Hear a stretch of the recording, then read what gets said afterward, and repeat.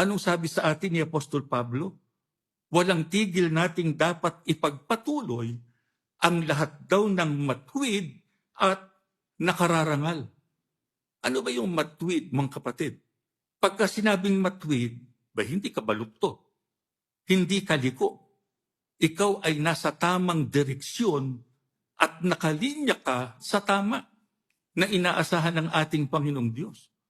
Pagka sinabing tayo ay dapat maging matuwid, kinakailangan walang kamalian sa ating pag-uugali at maging sa ating mga pagdidesisyon. Alin ba yung mali? Yung hindi ayon sa kalooban po nino ng Diyos.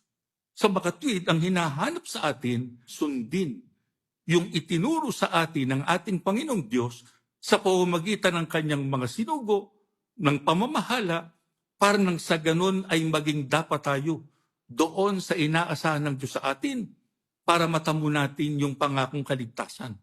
Alin naman yung sinasabing nakararangal? Kinakailangan tayo ay kagalang-galang.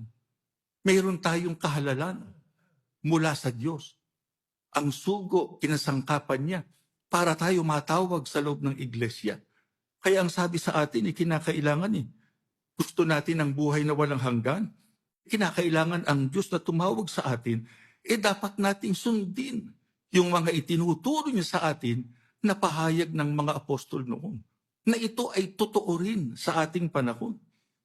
Kaya samantalahin natin ang lahat ng pagkakataon na magawa natin yung hinahanap ng Diyos sa atin, yung mga itinuro sa ating aral na dapat nating sundin.